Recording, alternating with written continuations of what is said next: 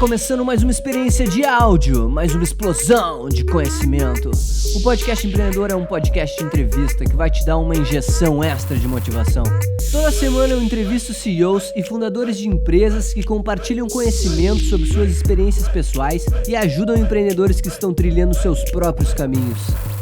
Se você gostar do nosso programa, por favor, lembre-se de classificar e comentar o podcast para a gente conseguir motivar mais empreendedores a abrirem os seus próprios negócios. Já pensou anunciar seu produto ou serviço para um público empreendedor e altamente qualificado? É isso aí, galera. Sou eu mesmo aqui pedindo uma ajuda para espalhar a minha mensagem e fomentar o empreendedorismo mundo afora. Se você está me escutando e também tem como missão fomentar o empreendedorismo, entre em contato.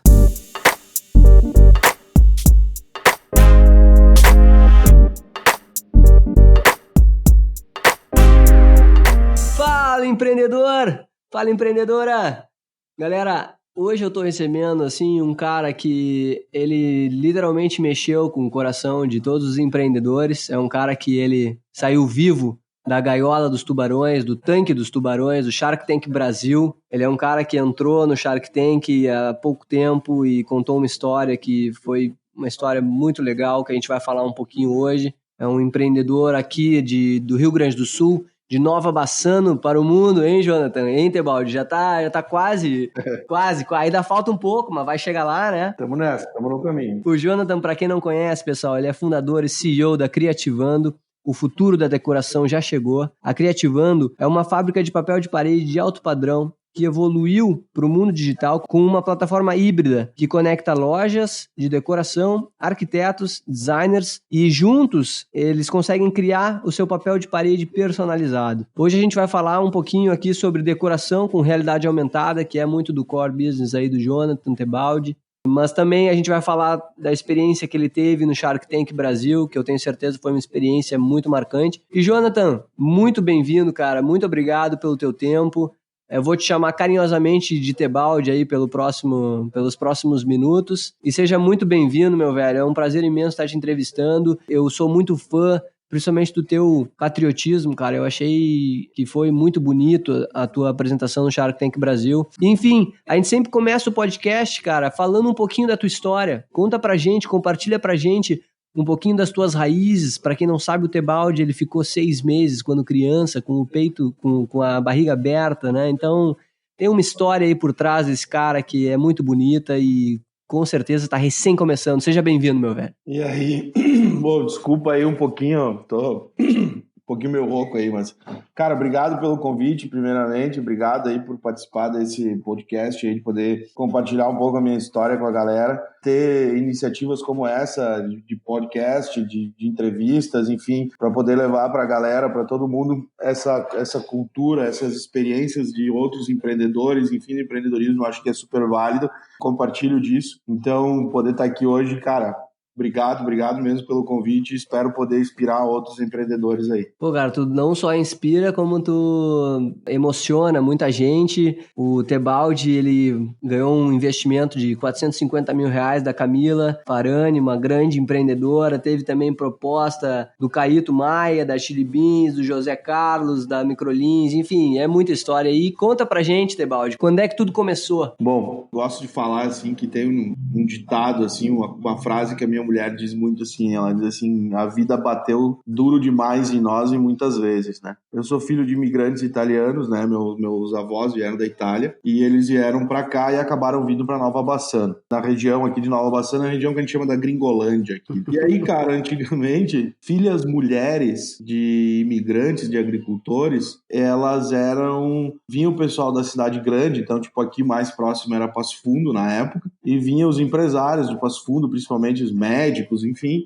e pegavam as filhas desses imigrantes para levar para a cidade para ser empregada doméstica. E a minha mãe e as irmãs delas foram nessa leva, né? Então, eles vinham, falavam, olha, tua filha vai estudar, tua filha é isso, tua filha é aquilo, blá, blá, blá, e tal, e levavam essas meninas para a cidade grande para literalmente ser empregada doméstica. E a minha mãe foi ser empregada doméstica, elas, irmãs dela, foram para Passo Fundo ser empregada doméstica, e a minha mãe ficou na casa de um médico. Cara, e assim, antigamente uma empregada doméstica não é como a gente vê hoje, como, né, A gente tem aí diaristas, enfim e tal. Literalmente, ela comia o que sobrava, ela tinha o quartinho dela, ela não podia entrar na sala, ela não podia entrar na cozinha, enfim, todas aquelas coisas que acho que muita galera aí, muita gurizada nova nem sabe o que é isso, mas a minha família passou por isso. E aí, cara, a minha mãe trabalhou nesse médico, e em meio tempo que ela trabalhava de empregada doméstica, ela lia, quando ela ia tirar pó, enfim e tal, ela lia os livros de medicamento, de medicina, enfim, que ele tinha dentro de casa.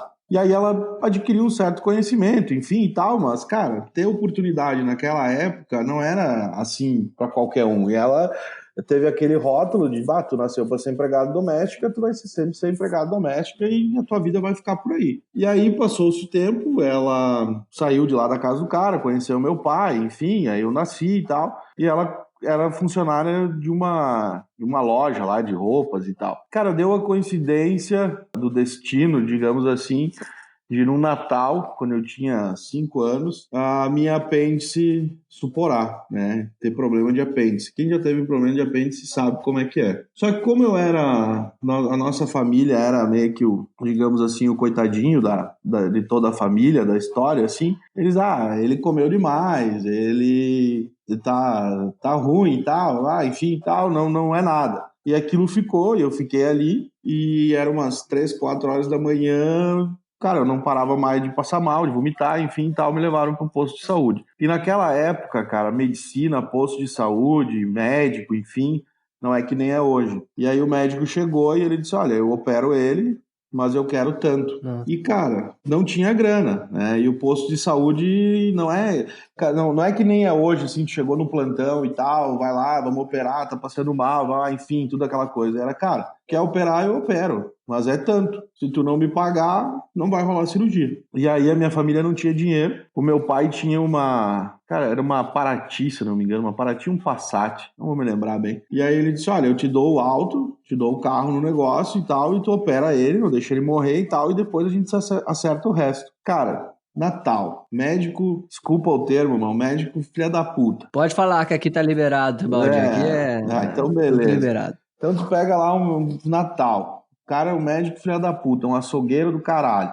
Aí o cara queria grana, não tinha grana, pegou o carro, aí certamente Choratel e todas aquelas coisas e tal, enfim, a minha família operou. Só que o desgraçado de operar, ele costurou metade do meu músculo junto na barriga. Nossa. Então ficou um buraco na minha barriga. E aquilo lá o corpo rejeitou. E como o corpo rejeitou, eu era uma criança, cara, 5, 6 anos eu tinha na época. E aí tu imagina uma criança com a barriga e aquilo lá infeccionou, abriu. E aí como a minha família não tinha grana para comprar remédio para mim ou para refazer a cirurgia, e a minha mãe e meu pai eram empregados, o meu pai era chapeador, trabalhava numa chapeação, e a minha mãe trabalhava numa loja de roupas. Cara, não tinha o que fazer, velho. Então eu fiquei praticamente, deu 6 a 7 meses deitado numa cama, no chão, nem cama era, porque eu não conseguia me mexer, enfim. E aí botaram um dreno na minha barriga, né? O cara lá do hospital botou um dreno, só que a merda já tava feita, né, cara? E antigamente era tipo, cara, Antigamente não, hoje eu acho que também acontece isso. Tipo, tu é o cara que não tem condição financeira, o primeiro médico que pega, ele faz o que ele quer e acabou, velho. Se ele quer te costurar, não te costurar, se ele quer deixar uma pinça lá dentro, ele deixa e ninguém vai contra o cara. E aí, o que acabou acontecendo? Que nesse meio tempo, a minha família não tinha grana. E aí, cara, tudo que era reza, que aparecia lá, que dissesse assim, bota um tijolo em cima da barriga com, sei lá, com planta ali, bota semente de alface na barriga que vai melhorar. A minha mãe ia lá e botava semente. Cara, então eu fiquei 6 meses deitado na cama. Aí a minha mãe e meu pai trabalhavam tudo que dava, mas naquela época não era bem assim, podia trabalhar o quanto quisesse, mesmo assim não tinha grana. Então eles vendiam as roupas deles em brechó para poder comprar remédio para mim não morrer. E aí, cara, eu fiquei 6 meses com a barriga aberta, e aí eu me lembro até hoje, cara, que eu usava uma planta que se chama língua de vaca. Eu nem sei o nome daquela porra lá, mas eu vivia com aquela merda na barriga. Que daí diziam que aquela língua de vaca puxava o pus, sabe? Uhum. E aí, como eu tinha a barriga aberta e tava tudo infeccionado, eu usava aquelas folhas lá, ficava na barriga, literalmente, cara, tipo índio, assim, pra poder sugar o dito do pus e ficar ali. Passou esse tempo aí, graças a Deus, né, consegui, a minha barriga literalmente cicatrizou fechando como se fosse um corte, cara. Minha barriga cicatrizou exatamente como se fosse um corte, assim, sabe, bem igualzinho um corte. E aí, passou esse tempo aí, fui crescendo e tal, na rua que eu morava, e aí, na rua que eu morava, cara, na esquina da rua, assim, era a rua da galera mais bem de vida. Então, eu era a última casa da rua e era uma casa de madeira. Então,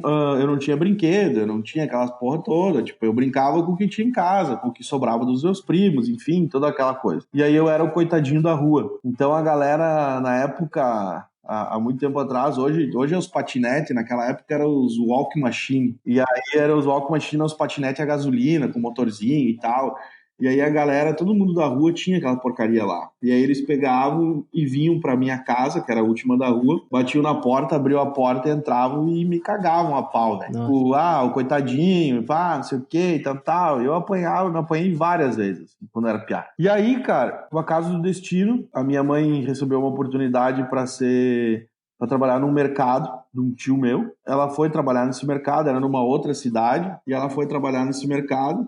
Essa minha infância não foi em Nova Bassana, essa minha infância, essa minha parte triste aí foi em Lagoa Vermelha, uma cidade perto de Passo Fundo, aqui no Rio Grande do Sul também. E aí ela recebeu uma proposta para mim trabalhar com meu tio no mercado. Minha mãe foi, eu e ela a gente foi, então a minha mãe e eu ficávamos em Serafina Correia, que era uma outra cidade, e o meu pai ficava em Lagoa Vermelha, então a gente se via no final de semana só. Tu era filho único, Tebaldi? Filho único. Tu é filho único? Não sou. Hoje eu tenho um irmão de sangue mais 2 adotados. A minha mãe adotou mais 2. Legal. E aí, cara, quando a gente tava no mercado, então eu e a minha mãe, a gente dormia atrás do mercado, porque a gente não tinha grana para pagar aluguel. Então a gente minha mãe trabalhava no mercado pro meu tio, e a gente morava atrás do mercado. E aí o meu pai vinha no final de semana, e daí a gente dividia uma cama de solteiro, botava um colchão no chão e um colchão e uma cama de solteiro. Aí eu dormia numa cama, meu pai e minha mãe dormiam na outra. E assim foi, cara. E eu sempre junto com a minha mãe, sempre junto, sempre embaixo do braço e tal. Cara, teve tanta coisa que aconteceu na minha vida, assim, da minha mãe ir pra faculdade, me botarem pra fora da faculdade, porque eu tinha fome e não tinha dinheiro pra comer. Tipo, até hoje, quando eu vejo bolo de nega maluca, assim, sabe, eu não posso ver bolo de nega maluca que me dá raiva. Porque eu me lembro todas as vezes que eu queria comer um bolo de nega maluca e eu nunca podia comer. De tão forte. Porque não tinha dinheiro para comprar o bolo. A minha mãe trabalhou nesse mercado, ela e meu pai juntaram uma grana e apareceu um negócio para comprarem uma farmácia. E aí, tipo assim, toda aquela coisa que a minha mãe aprendeu, por isso que eu digo, cara, que às vezes a vida bate na gente, às vezes as coisas ruins acontecem, o cara se ferra, se fode, mas é porque lá na frente alguma coisa melhor vai acontecer. E tu precisa passar pelaquela experiência ruim para tu poder aprender a lidar com a coisa boa que vai vir para ti. E aí apareceu uma oportunidade para minha mãe comprar uma farmácia. Venderem o mercado e comprarem uma farmácia. Quem que vai saber tocar essa farmácia? E aí a minha mãe sabia tudo, porque ela estudou, ela ficava na casa do médico estudando, enfim e tal. Então ela tinha certo conhecimento da farmácia. E aí venderam o mercado, compraram a farmácia, ela e o meu tio em sociedade. Cara, e aquela coisa voltou. Eu e a minha mãe dormia atrás da farmácia, meu pai ficava fora durante a semana, e aí a minha mãe foi, juntou grana, comprou a farmácia do meu tio. Comprou a farmácia do meu tio, aí comprou uma outra farmácia em Nova Bassano, que é onde que a gente tá hoje, né? E aí acabou que a gente se mudou para Nova Bassano, daí foi 1, 2 farmácias e foi indo, né? Ela chegou até 3 farmácias. Aí depois acabou que eu não segui o ramo de farmácia, não segui o negócio, ela acabou vendendo uma, vendendo outra, meu irmão também não seguiu, veio meus irmãos aí, né? Nenhum deles seguiu a farmácia, ela acabou se aposentando bem e vendeu as farmácias. Então eu cresci sempre vendo que, inconscientemente no caso, né, vendo que o empreendedorismo ele literalmente salvou a minha vida e salvou a minha família. Então, quando chegou a minha vez de crescer, assim, de sair para trabalhar e tal, a minha mãe sempre me apoiou. Ela disse, cara, vai lá e bota o teu negócio, vai lá e tenta. Tenta. Que legal. Tenta. A hora que tu quebrar, tu quebra e começa de novo. E aí o meu pai sempre me dizia assim, ele disse, aproveita pra tu fazer todas as merdas que tu tem pra fazer agora, que tu não tem família. O dia que tu tiver mulher e filho, aí tu não pode mais fazer merda. Mas até que tu tá sozinho, que tu tem uma namorada e tal, que tu consegue dar jeito, cara, faz toda a merda que tu pode fazer na tua vida. E eu segui a risca o conselho do velho, né, meu? Comecei a empreender, comecei a fazer as coisas, então daí eu queria empreender, eu queria ter minhas coisas e tal. Aí eu saí de casa com 12 anos, eu pedi pra sair de casa. Aí a minha mãe disse, não, tu quer sair de casa, beleza, tu vai sair de casa, mas tu vai pra um lugar que a gente saiba que tu tá lá, enfim e tal. E aí eu fui pra um colégio adventista. Fiquei no colégio adventista 1 ano e meio, acho que foi quase 2 anos. Aí meio que fui convidado a me retirar, meio que eu quis sair, porque eu tava na minha fase da rebeldia, da loucuragem e tal, enfim. Saí de lá, fui para Porto Alegre. Cheguei em Porto Alegre, eu tinha menos de 18 anos, morava numa pensão e eu não tinha trabalho. E eu sabia formatar computador e mexer com Windows, Corel, essas coisas aí. Fui para uma lan house, naquela época os bagulhos estavam bombando de lan house, era a moda do momento, era lan house, lan house, lan house. CS na veia. É bem isso aí. Fui ser camelô, velho, na Praça 15, que era a única coisa que me dava emprego. Fui ser camelô na Praça 15. E aí juntei uma graninha, eu e 3 amigos meus, botamos uma empresinha lá de peça de computador e tal. E a gente gravava CD pirata, velho, pra vender na Praça 15. A gente gravava CD de Play 1, Play 2, Dreamcast. Nós éramos os caras que gravavam o CD pra Praça 15. Acabou que eu disse, cara, eu preciso encontrar o meu eu. Sabe quando o cara tá chegando ali nos 18, 19 anos, ali o cara precisa encontrar o seu eu. Aí eu voltei pra casa, conversei com a minha família, com a minha mãe, meu pai, disse, cara, ó, eu vou estudar, eu tô cansado dessa loucuragem, dessa bagunça e tal, eu vou estudar. Aí a minha mãe, beleza, o que tu vai estudar? Eu disse, vou estudar psicologia, porque eu acho que eu preciso ser psicólogo, porque eu preciso me encontrar, eu preciso me entender e tal, toda aquela parada. Aí fui fazer faculdade de psicologia em Torres, velho, na UBRA. Toquei o terror naquela Torres, velho. Meu Deus. Cara, o posto de gasolina organizou um abaixo-assinado pra me tirar do prédio. Já fez teu nome em Torres, então, já Etevaldo? fiz meu nome. Lá em Torres a galera sabe o meu nome. Ah, mano, eu fiz... Tá louco, meu. O Torres, assim, ó... Cara, eu roubei tijolo de uma construção, fiz uma churrasqueira na marquise do prédio e a gente tocava fogo direto, churrasco direto na marquise e até que rachou a marquise inteira do prédio, velho. Ah, daí o posto de gasolina descobriu que era minha mãe, ligou pra minha mãe, cara, fez o tendel. Daí um dia tô eu lá bem tranquilo e eu trabalhava numa farmácia lá, né? Como eu me criei em farmácia, então eu até hoje eu sei tudo de medicamento e tal, enfim. E aí eu precisava arrumar um trampo, eu fui numa farmácia, fiz o teste e o cara me contratou na hora. E aí, meu, o posto de gasolina organizou um abaixo-assinado, ligaram pra minha mãe, foram lá, me botaram pra fora do prédio. Aí caiu a casa, né, mano? Volta pra casa. Aí voltei pra casa. Sai da faculdade. Sai da faculdade e tudo. Volta pra casa. Chego em casa, daí eu disse, não vou ficar em casa, não dá, não tem condição, não. Cara, os caras que saem de casa e voltam pra casa, ele não consegue mais ficar em casa com os pais e tal. Enfim. Minha mãe tinha uma sala comercial numa outra cidade lá. Eu disse, cara, eu vou pra lá. Vou morar na sala comercial. Sempre, minha infância inteira, eu cresci em sala comercial, morando pra lá e pra cá e tal. Cara, vou pra lá, vou ficar lá e tal. E foi. Aí fui pra lá, fui pra cidade de Manaus. Fiquei lá por, acho que deu quase 4 anos lá em Manaus. E aí, há 12 anos atrás, né, eu montei a primeira agência de marketing digital. Acho que foi uma primeira... Sei lá, cara, do Rio Grande do Sul, tenho quase certeza. Acabou acontecendo que eu quebrei, né, mano? Há 12 anos atrás, tu ter uma agência de marketing digital não é o que existe hoje. Naquela época ainda se falava dos gifzinhos, dos gatinhos no Orkut, velho. Facebook nem existia naquela época. Nossa. E aí, acabou que eu quebrei. E aí, quando eu quebrei, eu fui incorporado por uma gráfica. Uma gráfica que eu terceirizava bastante serviço e tal. Fui trabalhar nessa gráfica, fiquei trabalhando na gráfica 1 ano e pouco, montei todo um setor de design. Daí eu fui aprender como é que mexia nas máquinas. Aí eu vendia também, eu ia pra rua vender e tal. E aí eu recebi uma proposta para ser gerente de marketing de uma rede de supermercados. Pá, mano, é nós, né? Vamos ser gerentão da rede de supermercados, né? Vamos aprender sobre gestão, vamos lá. Vamos aprender sobre marketing de varejo, consumo e tal. Só que nesse meio tempo, assim, desde a minha época, na época da psicologia, digamos assim, que eu fazia faculdade, eu ia para as lan house lá em Torres e tal, e eu sempre fui curioso pelo design, assim, sabe? Sempre fui curioso por Corel, por print artistic. Eu até esse dia eu tava olhando umas coisas na minha mãe, tinha aquelas revistas que tinha uma vez, era o PC Word, se não me engano, coisa assim. Então, tipo, eu sempre fui curioso, então eu sempre...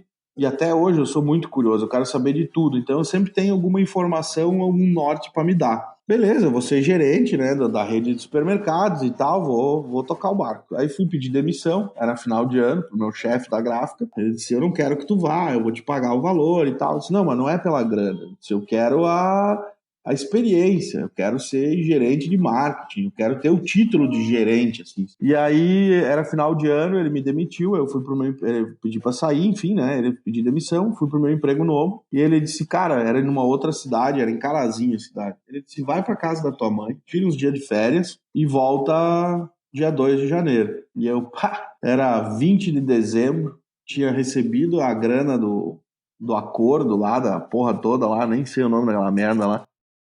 Isso aí, tinha recebido a minha carteira assinada. Minha carteira de trabalho tem 2 assinaturas só, graças a Deus. E aí, peguei a minha rescisão, passei numa cidade maior ali em Passo Fundo, chamei um primo meu, fui numa concessionária, veio para trocar de carro, já liguei para um outro amigo meu que mora em Floripa, reservei um AP em Jurerê.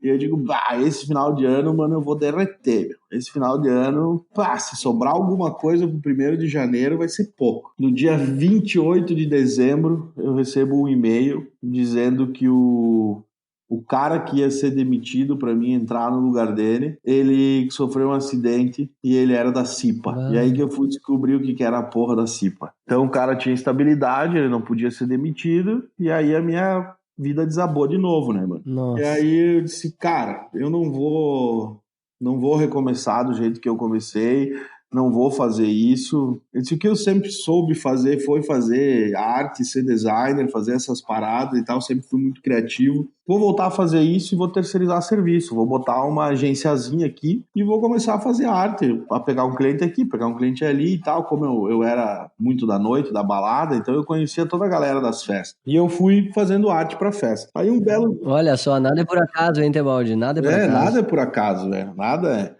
E aí agora tu vai entender qual é que foi a sacada. E aí, cara, como eu era o cara da noite, da balada, enfim, tal, eu conhecia todo mundo, né? Tipo, sempre me dei bem com todo mundo, sou amigo tipo, de todo mundo, não tenho muita inimizade, assim. E aí eu vi assim, cara, esse negócio da balada aí, essas coisas aí e tal, tem pulseira. Todo mundo, toda festa usa pulseira. Naquela época ali, há 4 anos atrás, 5 anos atrás, era o boom da pulseira. Qualquer lugar que tu fosse, tinha pulseira. E aí eu conheci um cara que fazia essas pulseiras. E o cara me disse, velho, eu te pago 1 centavo, 2 centavos cada pulseira que tu vender. E eu digo, velho, 1 centavo, 2 centavos por pulseira, tu tá ficando louco, né? Eu disse, eu vou ter que vender quantas mil pulseiras pra tomar uma cerveja na noite? Eu disse, esquece, né? E ele, não, porque tu vai ver, porque dá dinheiro, porque não sei o quê, porque bababá, papapá. E me deu aquelas pulseiras. Eu peguei a pastinha, peguei as amostras dele, botei na minha pasta e nem bola. Aí me chamaram pra fazer material pra uma festa de cidade, assim, sabe? Tipo, em Expo, Bassano, Expo, não sei o quê. E eu fui visitar o cara da produtora e o cara viu as pulseiras na minha pasta. E ele disse, tu faz pulseira? E eu olhei, cara, aquela hora, assim, olhei pras pulseiras e digo, faço? Claro que eu faço. Faço tudo, mano. Aí ele, não, porque eu quero 50 mil. Faço as melhores pulseiras do Brasil. E mais baratas também, né, velho? Eu faço tudo que tu quiser, né, cara? E aí ele disse, porque eu quero 50 mil pulseiras. Aí quando ele falou, eu disse, o quê? Ele disse, eu quero 50 mil pulseiras. Quanto tu me faz? Aí eu me lembro como se fosse hoje. Eu olhei pra cara dele assim e disse, tu tá tirando com a minha cara, né, velho? Quem é que compra 50 mil pulseiras? Tu tá drogado? Só pode, né? Aí ele me olhou e... O cara vai fazer o Rock in Rio? Vai, o Rock in Rio vai vir pra Bassano agora, né? Aí ele disse, não, velho, ele disse, eu faço essas feiras de cidade, e aí é 10 mil pulseiras por dia, todo dia vezes 5 dá 50 mil pulseiras. Porque ele troca a pulseira todo dia, sabe? Um dia azul, um dia verde, um dia não sei o que, a porra toda. E aí eu troco pulseira todo dia. E eu, puta que pariu, olha o negócio, velho. Fiz a venda pro cara, saí de lá, não sabia nem o preço, né, mano? Saí de lá, liguei pro cara que fazia as pulseiras, eu disse, ô meu, quanto tu me faz a pulseira? Daí ele, te faço tanto. Na época eu acho que era 12 centavos, 15 centavos, uma coisa assim que ele fazia pra mim, né? E eu disse pra ele, não, eu quero 50 mil pulseiras, tu fatura direto pra mim, eu te pago, mas eu quero te pagar, eu acho que era 8 centavos ou 9 centavos a pulseira. E aí ele, beleza, eu faço. Só que eu vendi pro cara 25 centavos a pulseira. Então eu tava ganhando em torno de 15 centavos a pulseira vezes 50 mil, velho. Aqui, ó. R$ 7.500 num tiro Num só. tiro só. E numa coisa tipo, que eu não dava valor nenhum, sabe? Sim. Aí eu digo, cara, aqui tem um negócio. Só que se o cara tá fazendo pra mim a 8 centavos, 9 centavos, foi o que ele fez na época, cara, ele tem que estar ganhando uma puta margem em cima. Sim. E se eu tenho o contato dos caras e eu conseguir fazer mais barato e que me sobre 20 centavos por pulseira, cara, quanto dá desse business aí, velho? Vai lavar a Lavar égua. a égua. Saí de lá, eu fui pra casa, eu fiquei uma semana inteira, velho, pesquisando no Google como que fazia as ditas pulseiras. E aí vem a primeira dica que eu vou dar pra galera. Cara, tu quer botar o negócio, quer fazer o negócio, pesquisa, velho. Vai pro Google, pesquisa. Não olha nas primeiras páginas, meu. Deixa de ser preguiçoso. Olha até a 10ª página. Vai pra frente, pesquisa. Olha que em algum lugar tu vai achar a tua resposta, mano. E foi isso que eu fiz. Fui. Descobri qual era a máquina, descobri um fornecedor de pulseira, descobri tudo, cara. Em uma semana eu tava com o negócio pronto. Aí eu tinha um carro, tinha um Polo 2001, acho que era o ano do Polo. E eu arrumei um cara que importava coisa lá dos Estados Unidos e tal. Eu disse, cara, eu quero essa máquina, tem lá nos Estados Unidos, tu traz a máquina pra mim e ele traga. Aí ele também foi filha da puta, né? Me deu uma socada valendo na máquina. Sempre tem, né? Eu dei o meu carro que valia 20 mil pra ele, eu dei o carro por 16.500 e mais a máquina era 33 mil. Então eu dei pra ele 16 mil e fiquei devendo 17 mil pro cara. Esses 17 mil eu pagava pra ele 1.000 por mês. 1.000 ou 2.000 por mês, nem me lembro. Peguei uma grana com a minha mãe, cheguei pra ela e disse, eu preciso de 20 mil pra botar um negócio, preciso comprar computador, preciso comprar uns negócios e tal, e eu vou botar uma gráfica. Aí a minha mãe me olhou, meu pai me olhou, tal, eu mostrei quanto que eu tinha ganhado e tal, enfim, fui lá, peguei os 20 pau com a véia, aluguei um porão, comprei a máquina, botei a máquina pra dentro, vendi o carro, né, vendi a coisa, e comecei a fazer pulseira, cara, só pulseira. Pulseira e ingresso pra festa e pra balada e tal. Em menos de 6 meses eu dominava toda a região. Eu era o cara das pulseiras. Eu fiz mais de 1 milhão de pulseiras, velho, em um ano. Eu dominava toda a região. Toda a região, todo mundo andava com a pulseirinha Tebalde escrito no braço. E aí, cara, o bagulho se popularizou, assim, né? E aí eu comecei a fazer folder, comecei a fazer cartaz e a porra toda. E aí o que acabou acontecendo, velho? Que como a galera que tava nas festas me conhecia e sabia que eu tinha gráfica, começou a surgir um monte de outros serviços. Começou folder, pasta, cartão de visita, o trabalho de uma gráfica normal. E aí o negócio foi crescendo, aí o que eu não conseguia fazer eu terceirizava com aquele meu ex-chefe, foi meu parceiro por muito tempo. E aí o bagulho começou a crescer, eu saí do porão, comprei máquina e tal. No meio do caminho, velho, quando eu tava pra sair do porão, assim, eu tirei um cliente muito grande de uma gráfica da região, que era, tipo, essas campanhas de CDL, sabe? Sim. E aí é, tipo, falando a nível Bassano, tá? A nível Bassano é 50 mil números de rifa, 1.000 cartazes, 10 mil folders. A nível de Bassano, velho, pra uma cidade de 9 mil habitantes, é material pra caralho. Sim. Então era um job lá que dava 15 mil na época, assim, sabe? Um serviço desses aí. E aí eu mexi no queijo dos caras das gráficas maiores. E aí os caras começaram a vir pra cima de mim, velho. Tipo, vieram pra cima de mim com unha e dente, sabe? De chegar a me visitar, de ir lá dizer assim, cara, tu não sabe onde é que tu te meteu, nós vamos te tirar do jogo. Uma máfia, né? Porque tu tá num porão, tu nem tem condição de atender os clientes que a gente atende, a gente nem sabe como é que esses caras foram fazer serviço contigo e tal. E aí, quando ele tava falando isso dentro da minha gráfica, velho, dentro do meu porãozinho, o cara me falando isso aí, sabe? E aí, quando ele me falou isso daí, uma hora ele disse assim, mas tu só tirou esses caras da gente por causa da tua criatividade. Aí, quando ele falou isso, assim, cada vez que ele falava mais eu me arrependi de ter nascido, sabe? Tipo, porra, eu fui mexer nos gigantes, agora os caras vão me fuder. E aí, quando ele falou assim, tu só tirou esses caras da gente por causa da tua criatividade. Quando ele falou isso, eu levantei a cabeça. Eu disse, Então é aí que eu sei como que eu vou te ganhar. Em algum momento, Tebaldi, tu pensou que eles iam te matar? Matar não, velho, mas que eles iam me tirar do jogo, eles iam. Porque é só tu pensar assim, ó, se a Coca-Cola quiser tirar o Fruc do jogo, meu, ela dá Coca de graça pra todo mundo. Sim. Ela tem budget pra fazer isso, tu me entendeu? Entendi. E aí tu vai fazer o quê? Tu tem teu custo fixo, tu tem funcionário, tu tem toda aquela porra toda. E aí, mano, os caras, se eles quisessem trabalhar de graça pra me tirar do jogo, era só eles fazerem isso 2 meses, 1 mês.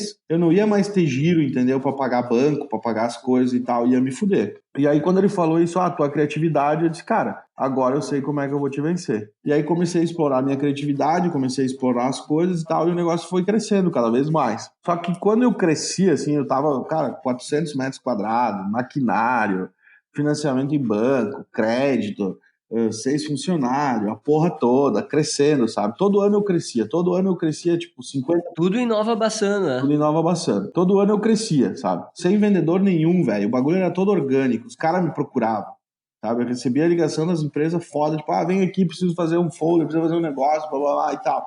Nesse meio tempo, assim, da gráfica, eu conheci muito negócio diferente. Então eu conheci o cara que fazia sofá.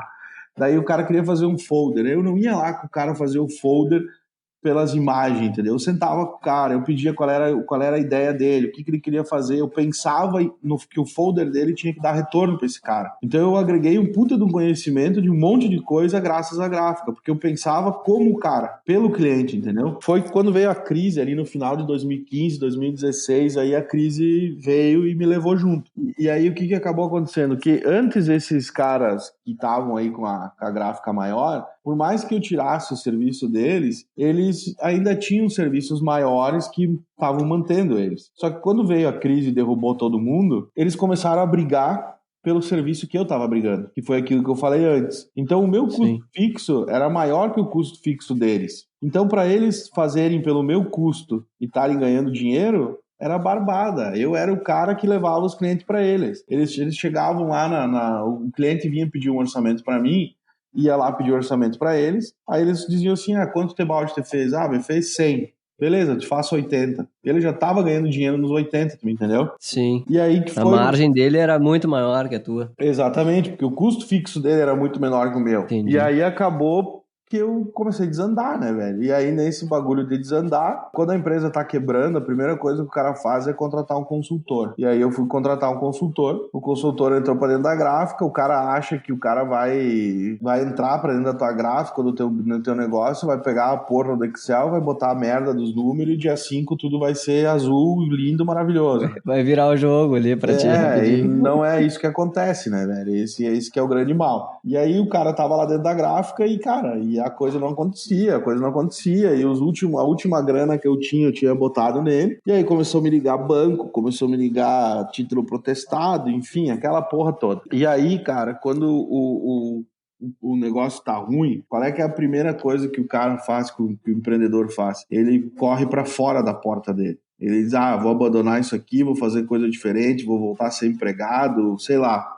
Fala um monte de merda. Vou desistir, vou fazer outra coisa e tal. E eu fiz o processo inverso. Eu fechei a porta, olhei pro lado de dentro e eu disse, não, aqui dentro tem possibilidade de eu me reinventar. Tem como eu me reinventar aqui dentro. Eu tenho que pensar, eu tenho que descobrir alguma coisa aqui dentro que vai dar certo, que vai fazer virar o jogo. E aí eu olhei para todas as máquinas que eu tinha, para todos os negócios que eu tinha e comecei a pesquisar, comecei peguei um quadro, comecei a escrever nos quadros lá e tal, isso aqui, esse é o público, esse é o produto e tal. E acabou que saiu o papel de parede. Tu tava devendo dinheiro na época pra alguém, Tebaldi? Tava tranquilo assim? Capaz, mano, eu tava devendo mais de 100 mil pro banco, velho. Ô, louco. Tava devendo mais de 100 pau pro banco, velho. E dormir assim, né? Tá louco. Cara, eu não quero nem lembrar disso aí, velho. Que eu dormi muito pouco. Daí, cara, tipo, tu não dorme. Aí tu começa a ter atrito familiar com a tua companheira, tipo eu com a minha esposa. Aí a minha esposa ficou grávida. Aí, cara, daí tudo é motivo pra brigar, pra separar, sabe? O mundo acaba, velho. Tu chega de meio-dia, não tá pronto o almoço, guerra, tá pronto o almoço, guerra porque tá pronto. Tudo vira pretexto, sabe? Sim. Então foi uma época muito foda que a gente passou, que eu e minha esposa passamos. E aí, nesse papel de parede aí, que saiu o papel de parede, eu disse, cara, tem papel de parede. Eu disse, vamos pra rua, vamos vender, vamos dar as caras pra bater. Aí eu peguei, fiz um catálogo de papel de parede e fui pra rua, velho. Fui pra rua, fui nas cidades vizinhas, santo de casa não faz milagre, né? Então eu comecei, fui a Passo Fundo, fui a Amaral, fui nas outras cidades ao redor e batia de porta em porta de arquiteto, cara. Uma por uma, velho. Ia de loja em loja, batendo de porta em porta. Dia de chuva, eu botava 2 camisas dentro do carro. Quando molhava uma, eu trocava a outra. E ia embora, mano. E aí começou a dar negócio. E aí eu disse, cara, eu tô com um conflito aqui. Porque eu tô com gente pedindo papel de parede, que eu tenho uma margem boa, e eu tô com o cara vindo aqui me encher o saco pra fazer cartão de visita, e ele dizendo pra mim que se eu fizer por 30 pila, ele compra, se ele compra na internet. Aí eu disse, não, tá tudo errado, né, mano? Eu disse, eu não vou mais dar atenção pra isso aqui, vou dar atenção pro business de papel de parede. E aí quando eu falei isso pro meu consultor e tal, aí eu disse, cara, só que tá entrando muito personalizado. Tem muito papel de parede personalizado. A maioria, até hoje, praticamente 70% das vendas da Creativando é personalizado. Aí eu disse, cara, ou eu contrato um batalhão de designer pra botar aqui, pra fazer as coisas pra mim, ou eu vou pra tecnologia. E aí eu já conhecia aquele Ido Logos e tal, que na época, quando eu tava lá com a agência digital e a agência tava quebrando, cara, eu aprendi a fazer e-commerce em OpenCart, eu aprendi WordPress. Cara, se dissessem pra mim, faz um e-commerce pra amanhã de manhã, mano, templatezão, plugin, papapá, amanhã de manhã tava pronto o teu e-commerce. E aí, quando eu falei isso pra ele, eu disse, cara, eu tô com uma ideia de fazer um Ido Logos da decoração. Aí eu expliquei pra ele a ideia e ele disse, cara, tu tem aí uma startup. Cara, eu sou de Nova... Aí tu olhou pra ele e tu perguntou o quê? Start Não, quê? eu olhei pra ele assim, eu disse, cara, vou te falar a verdade. Eu disse, vamos ali no depósito e vamos dar uma olhada. Eu disse, Heineken eu sei que tem, mas startup eu acho que não chegou ainda, né? E aí ele deu risada que se mijava, né, meu? Ele, o que tá falando? Eu disse, cara, pra mim startup é uma cerveja, né, velho? Eu disse, deve ser... Pô, a Coca-Cola chegou há 5 anos aqui em Nova Bassano, imagina a startup, Esse né? 4G nem chegou ainda, velho. Daí tu vai falar startup. Daí ele começou a dar risada e tal. Daí ele me explicou o que era, enfim, tudo aquilo lá. E aí ele disse, cara, te inscreve no Sebrae RS. Aí peguei, fui lá, me inscrevi no Sebrae RS e tal. Chegou lá, o cara disse, tu tem que fazer um pitch. Eu digo, cara, o que é pitch, mano? Aí ele, tu tem que explicar o teu negócio em 3 minutos, eu acho que era na época. Eu digo, fudeu, né, velho? Nem eu sei o que é o meu negócio, agora eu vou ter que explicar em 3 minutos. Aí, tá. Fizemos a entrevista lá e tal, passamos pra final que era lá em Porto Alegre pra ver a quem ia pro programa, né? Aí chegamos lá na final, lá na ProSergs, lá, eu e a minha esposa. Só que daí, tipo assim, cara, quando alguém te chama pra te fazer um pitch, vem aqui que vai ter uma banca que vai avaliar o teu negócio. O que tu faz? Saímos eu e a minha esposa pra Porto Alegre, uniforme, rolo de papel de parede embaixo do braço, almofada, quadrinho, a porra toda que a gente fazia na época, assim, sabe? Uhum. Chegamos lá, nós parecia que tava vindo do Paraguai, assim. Aí a galera do Sebrae deu risada, eles dão risada até hoje dessa história aí. E o nome não era Creativando, o nosso nome era Tebalde Digital.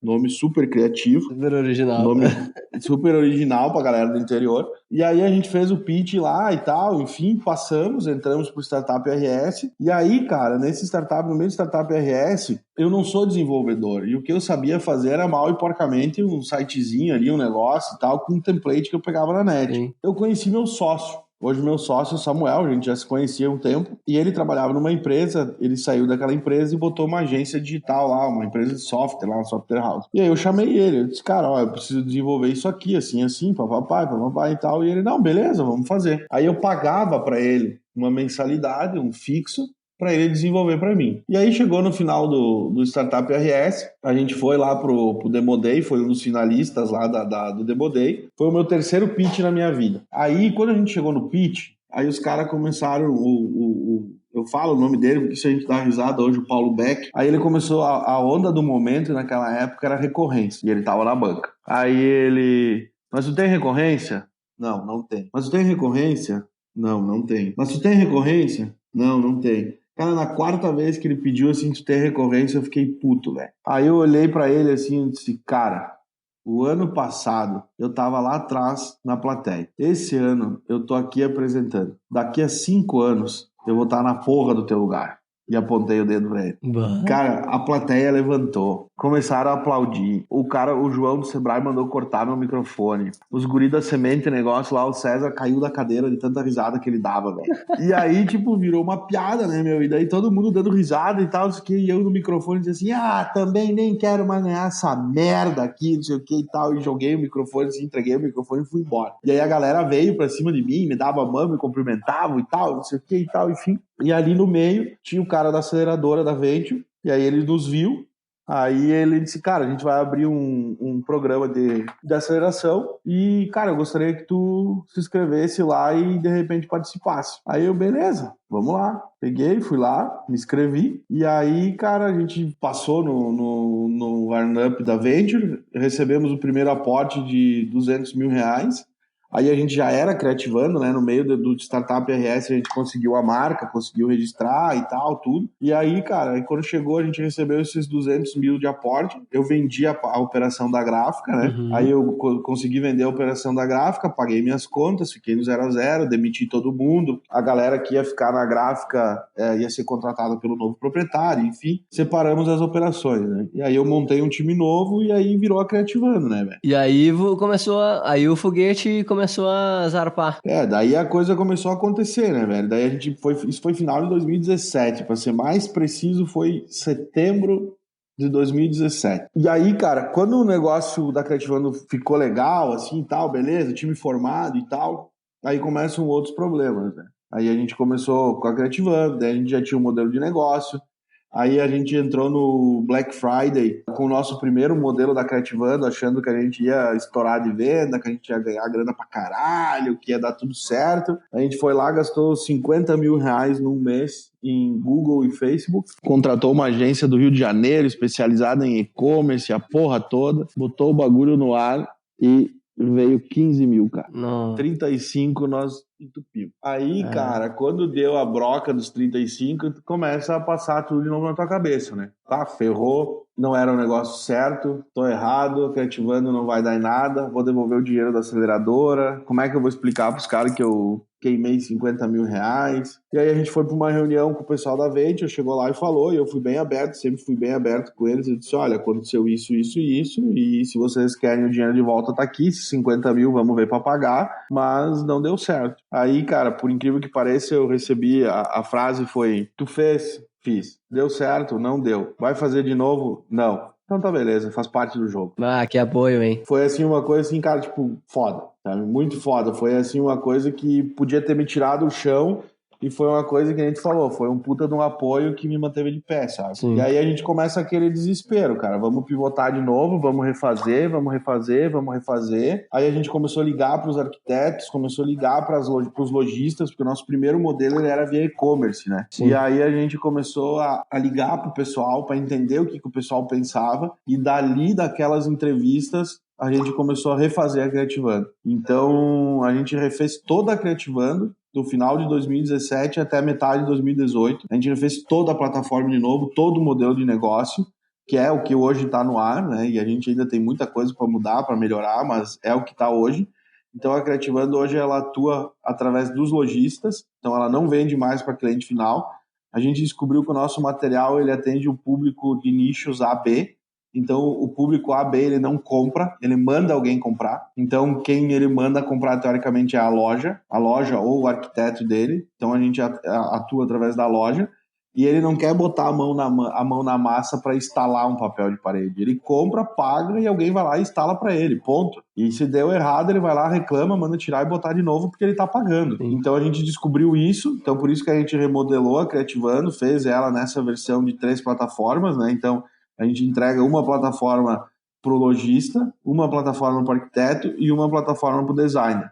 Então, as 3 plataformas, por isso que a gente fala que elas são híbridas, né? Elas se conectam entre si, mas cada uma tem uma função diferente, uma usabilidade diferente com um público diferente, né? Mas que no fim todas elas geram o papel de parede personalizado. E o Shark Tank, Tebaldi, entra quando aí, hein? Cara, quando a gente recebeu esse primeiro aporte da Venture, sabe que toda startup ela entra pelo Vale da Morte, né? E aí a gente entrou pelo Vale da Morte, normal. Não seríamos nós os únicos, né? E aí, nesse Vale da Morte, a gente recebeu um follow-up de um outro investidor, um cara que viu e vê potencial na Creativando até hoje.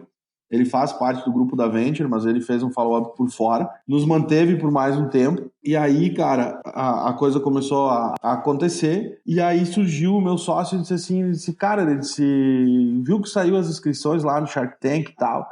E eu disse, eu vi, mas... O ano passado a gente se inscreveu e não deu nada, né? O nosso modelo de negócio ele é muito foda, né? Ele é um modelo... a gente ouvia muita piada na época do Startup RS, de outras startups, tipo, olha ali, uma startupzinha de papel de parede. Tipo, o próprio Sandro da Venture, ele olha pra mim e ele diz assim, cara, a gente botou o dinheiro em tipo que ninguém sabia o que a Creativando ia fazer. Ninguém entendeu o modelo da Creativando. Dava risada, tipo, sabe, papel de parede, o que é isso e tal, enfim. E aí, eu disse pro meu sócio, que o meu sócio é o Samuel, né, que quando a gente recebeu o investimento da Venture, eu chamei ele e eu disse, cara, agora não tem mais como eu terceirizar o negócio, eu preciso ter alguém aqui dentro. E aí ele saiu da empresa, fechou a empresa que ele estava e assumiu a sociedade comigo. Então hoje os sócios da Creativando é eu, a minha esposa e o Samuel. Somos em 3 sócios. E aí, cara, ele disse, se inscreve. Eu fui lá, me inscrevi e, cara, de boa, né, mano? Se inscrevi e toca o foda-se. Expectativa zero. Toca o foda-se e já era. E aí, cara, eu tava num velório, velho, de um familiar meu. E aí, na colônia, assim, nem pegava celular. E de repente eu tô lá fora, assim, num canto, toco o telefone, assim, eu olho um WhatsApp. Oi, aqui é o fulano de tal do programa Shark Tank, tu foi selecionado. Cara, eu era o único cara que tava rindo dentro do velório. Puta merda! Tive que sair do velório lá pra fora e tal, daí tava meu irmão comigo, daí ele disse, cara, vamos lá fora, se aquieta, vai no canto, quer dar risada dentro do carro. Aí a gente saiu, foi lá fora e tal, a gente faz um teste e tal, enfim, faz um teste por videochamada e tal, e eles nunca te dizem assim, sabe? Tipo, agora tu passou. É um reality mesmo, assim, sabe? Sim. E aí, cara, do nada, assim, tal dia, tal hora, tem que estar aqui em tal lugar que tu vai gravar. E eu, puta merda. E agora, mano? Sabe aquela coisa, assim, que, tipo, é aquilo que tu sempre sonhou, que tu sempre quis estar lá, e aí, de repente, tu tem que estar lá. Sim. Cara, caiu a casa, assim, sabe? Tipo, ansiedade, nervosismo, a porra toda que podia dar, né? Percebeu que ficou sério o negócio. Tipo, eu brinco assim, eu digo, cara, a gente saiu de jogar a Libertadores pra jogar a Champions, sabe? Sim. Eu não sou muito ligado em futebol, mas aí quando eu falo isso aí, eu digo, paramos de jogar a Libertadores, agora estamos jogando a Champions. É verdade. E aí, cara, tu tá lá e de repente, assim, cara, o bagulho é reality mesmo. Tipo, tu não vê os caras, tu não fala com os caras, tu não chata os caras, tu não bate foto com os caras, tu não aperta a mão dos caras, tu não chega perto dos caras. E aí, tu entrar lá e passar por aquele tanque, abrir aquela porta e dar de frente com os caras, assim, é surreal, velho. E que nem eu disse no programa, assim, passou na gravação ali no programa Shark, eu pensei que eu ia lá e ia tomar porrada, velho. Porque ninguém entende, assim, sabe, o modelo da Creativando, o que a Creativando faz, como que as coisas acontecem, o que é, sabe? É muito complexo pra galera entender. E aí tu vê muita galera, tipo, de startup, próprios fundos de investimento, enfim, não é todo mundo que tem, como é que eu posso dizer assim, não é o ouvido preparado pra ouvir coisas que não seja aplicativo, sabe? Sim. O novo modelo do Uber, é o novo modelo do iFood, que é o que a galera faz sempre o mais do mesmo, sabe? Sim. E quando depois, assim, daquela tua apresentação que tu viu que tinha envolvido muito o pessoal, assim, tu recebeu aquelas 3 propostas, o que passou na tua cabeça? Cara, quando eu recebi as 3 propostas, bom, ali tu viu que os meus batimentos cardíacos estavam em 170 e poucos, né? Ele, no final ali, depois eles foram a 189, velho. Tanto que quando eu saí do tanque, veio um bombeiro ficar do meu lado, porque eles pensavam que eu ia infartar. E daí, mano, tu vê o teu negócio ali, sabe? Sendo sincero, humilde, de boa. Tipo, não indo lá com aqueles valuation louco que a galera vai lá, eu quero 2 milhões, 1 milhão, sabe? Achando que, sei lá, que ali é o final do arco-íris e é o pote de ouro. E receber essas propostas e sair dali e repercutir tudo do jeito que repercutiu, cara. Pô, eu sou muito grato a tudo que aconteceu comigo, sabe? O programa, entre aspas, assim, ele meio que me transformou num mártir, assim, do empreendedorismo, sabe? Ah, que animal, cara. Que animal.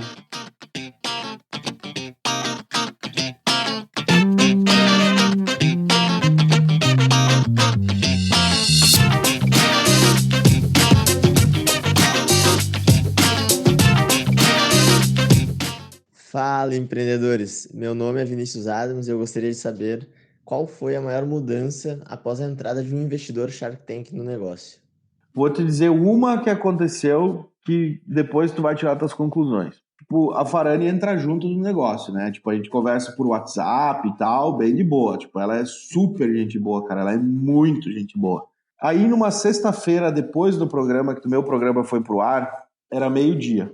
Tava almoçando. E aí, tipo, cara, depois que o programa foi pro ar, pico de acesso, tudo aquela porra toda, sabe? Tu vai pra mídia, enfim, sai pra lá, sai pra cá e tal, um monte de gente vindo e tal. E daí, qual foi a estratégia que a gente fez? A gente disse, cara, todo mundo tá se conectando comigo, com a minha história. Eu disse, então vou botar lá no site o botãozinho do WhatsApp, eu recebo essa galera, faço o approach, agradeço, falo um pouco, troco uma ideia pra criar aquele vínculo, né? Que é legal, todo mundo se identificou, então, tipo... Fala com o cara, entendeu? Vamos atender o cara, as pessoas e tal, não vamos ser grosso, estúpido, assim, sabe? Agora porque apareceu no programa não vai falar com o cara. Não, vamos fazer o approach um por um, velho. Ah, que legal, cara, parabéns. Valeu, obrigado. E eu faço o approach um por um, velho, eu respondo todo mundo. Aí ela falou assim, na sexta-feira de meio-dia, ela me mandou um WhatsApp, ela disse assim, eu vou largar o post agora no Instagram e tal. Ela disse, tu pega esse post, reposta ele e anuncia ele e tal, patrocina e tal, nós conversando e tal e tal. Cara, nisso ela largou o post, né? Era 12h27 por aí. O meu telefone parou de entrar mensagem às 4h30 da tarde. Lotou, velho. O Instagram, cara, o WhatsApp. Pô, tanto que eu tive que tirar o meu telefone do ar, do site lá, porque eu não conseguia atender o telefone, cara. Eu não conseguia falar com ninguém, velho. Veio gente pedir emprego, veio gente pedir ajuda, veio gente querer comprar, veio loja. Cara, mudou muito a vida, assim, sabe? Desde a parte da exposição, né? Tipo, hoje tá aqui falando contigo, hoje eu dei uma entrevista de manhã para uma rádio, a gente saiu na revista Empreenda também, depois quem procurar aí deve já estar disponível a versão digital dela, fizeram 2 páginas conosco na revista Empreenda. Pra tu ter ideia, a gente falou lá no programa de franquia, né? sim. A gente tá com 170 leads cadastrados esperando a proposta da franquia. Nossa, que animal, cara. Tu vê a força, né, Tebaldi, da rede social e da própria Camila, né, cara? Sim, Acho mas que, sem dúvida, né, cara? Sem dúvida, né? Sem dúvida nenhuma. Ô, Camila, se tu escutar aí o podcast empreendedor, eu adoraria te entrevistar, viu? Vou aproveitar aqui para fazer o merchan meu aqui. Vamos fazer a ponte, então. Vou trocar uma ideia com ela. E aí, assim, velho, e daí esse mês, né, do mês do Shark, né, todo mundo tá falando do Shark e tal, enfim. Só que a gente também se inscreveu no edital da FINEP em fevereiro. Uhum. E a gente passou na FINEP também. Nossa. Então, esse mês a gente pegou o Shark, né, pegou esse investimento da Farani e mais 1.250.000 pau da FINEP. Puta que o pariu. A Farani deve ter ficado maluca de felicidade. Nossa, também com isso aí. Que conquista, hein? Ela pirou, né, velho? E aí, tipo assim, uma coisa que é... Vou dar outra dica pra galera, tá? A gente recebeu muito, tipo assim, cara, nem te inscreve no FINEP, velho. O FINEP é tecnologia, o bagulho de vocês não tem nada a ver e tal. A nota máxima do FINEP lá de inovação e tecnologia é 5. A gente tirou 4,7. Olha só. Nem na minha época de escola eu não tirei nota alta assim. Nem na faculdade de psicologia, quem diria aí, Tebaldi? Tu, depois... Aí o cara volta lá atrás, o cara foi fazer psicologia em Torres, nossa, fazia um churrasquinho na laje lá. Cara, se eu te falar que eu fiz faculdade de psicologia, né? Eu não me formei, mas eu me formei em medicina tradicional chinesa, velho. Curso técnico. Eu sei fazer acupuntura, fitoterapia, essas paradas aí. Só tu que sabe isso, velho. Tu tem um puta de uma revelação aí, meu, que ninguém sabe, velho. Nenhuma reportagem, nenhuma mídia sabe disso aí, só tu. Tu é exclusivo dessa daí. Nossa, mas que honra! Isso aí vai ser. Eu vou usar isso pro meu marketing aqui, que vai ter uma cereja em cima do bolo aqui no programa. Isso é a única coisa. O Sandro, quando a gente conversa, de vez em quando, ele diz assim: cara, toda vez que eu te vejo é uma surpresa nova. E aí, velho, a gente recebeu 2 adjetivos depois de tudo isso, assim. De um cara, um investidor aí bem fodão, ele é americano, e o cara disse assim: vocês são o Uber das impressoras, e o que vocês estão fazendo pro mercado é a mesma coisa que o Netflix fez para Blockbuster, vocês estão fazendo para decoração. Que motivação escutar isso, velho. E Nossa aí, Senhora. e aí tu dá vontade de parar assim, olhar para trás e dizer para aqueles caras das outras startups que estavam lá, quando a gente estava lá, que diziam, né, startupzinha de papel de parede e tal, de voltar e dizer assim, cara, nunca discriminei o teu aplicativo, velho. Muitas vezes te ajudei a fazer alguma coisa com o teu aplicativo. Então agora, pelo menos, só reconheça que aquela startupzinha de papel de parede que tu esnobou até dizer que chega, tem 2 adjetivos mais foda do que qualquer um aí. E outro balde, pra gente já se encaminhar pro final e encerrar com chave de ouro, cara, quais são os próximos passos da Criativando? Que tô louco pra saber o que vai sair da tua mente criativa agora nos próximos passos. Cara, a Criativando, a gente, depois de tudo isso que a gente passou, a gente aprendeu a ser canibalista com a gente mesmo, né? Então, hoje, dentro da Criativando, a gente é canibalista. Então, tudo que a gente cria tem que durar 6 meses. Então, a gente criou o papel de parede com realidade aumentada. A gente já está lançando agora, esse mês aqui, eu acho que essa semana que vem, já sai o papel de parede que auxilia a alfabetização. A gente está fechando um puta contrato aí com um grande canal de televisão aí mundial também, que vai ter muita coisa massa licenciada. A gente adotou essa filosofia, essa metodologia de canibalismo. Então, tudo que a gente cria internamente para nós tem que durar 6 meses. E sempre a gente tem que estar criando alguma coisa nova. Então, a gente tem um editor de papel de parede que a gente está lançando agora com realidade aumentada também, para o cara poder criar o papel de parede em realidade aumentada. A gente tem uma nova ferramenta que a gente está lançando específica para o mercado de arquitetura. Cara, a Criativando até 2025, o nosso objetivo é ser a maior plataforma e melhor plataforma de soluções para o mundo da decoração e arquitetura do Brasil. Que baita objetivo, cara. E, cara, aqui, ó, mais um insight, se tu puder me dar, Tebaldi. Fecharam com o Caíto Maia da Chile ali ou não? Ou como é que ficou ali? Estamos negociando, né? Sabe que mas vai devagarzinho. Não, vai dar game. A gente já tá, como é que eu vou dizer? A gente tá no piloto agora. Vamos entrar com tudo. Vai dar game, claro, sem dúvida nenhuma, com ele e com o Semenzato também, né, mano? Não vamos perder, velho. Bom, pessoal, eu acho que vocês devem ter percebido, o nosso programa, ele acabou indo para um outro lado, assim, mas eu não tive a coragem nem a audácia de interromper o Tebaldi, porque a história dele é muito bonita, é fantástica. A gente ia falar sobre decoração com realidade aumentada, a gente falou um pouco sobre o tema mais técnico, e eu mudei aqui o título, eu escrevi 2 vezes, 2 títulos aqui. Primeiro, eu botei assim, ó, Superando o Shark Tank e a Criativando. E agora eu mudei para o título oficial, que vai ser o título desse programa, que vai ser o seguinte: Superando a Vida, o Shark Tank e a Criativando. Porra! E, Tebaldi, pra gente encerrar com chave de ouro, cara, faz um chamado aí pro pessoal, pra quem não conhece a Criativando. Agora que tu já sabe o que é um pitch bem feito, aí já tem no lombo 1.200.000 de investimento do FINEP, mais os 450 mil aí da Camila. Faz um pitch pra galera que não conhece teu negócio aí, meu velho. O mic é todo teu. Bom, galera, Criativando, então, é uma plataforma que conecta lojistas, arquitetos e designers, onde que a gente possibilita que o lojista tenha acesso a mais de 1.000 modelos de papéis de parede, com atualizações semanais de modelos novos, modelos assinados, únicos e exclusivos por diversos artistas, entre Renata Rubin, Luciano Martins, Tom Veiga, Corujinha Bubu, entre outros. A gente possibilita que o lojista venda papel de parede de alto padrão sem a necessidade de ter estoque.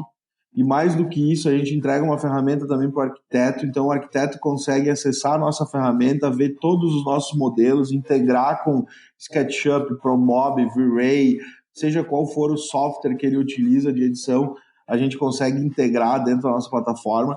Então a gente faz a ligação entre o arquiteto e o lojista através da plataforma, então o arquiteto não precisa mais ficar perdendo tempo, se desvencilhando do escritório para ir de um lado para o outro atrás de books de papel de parede, simplesmente ele tem tudo na mão dele com um clique, ele já faz a compra, finaliza, vê a loja que ele quer trabalhar por geolocalização.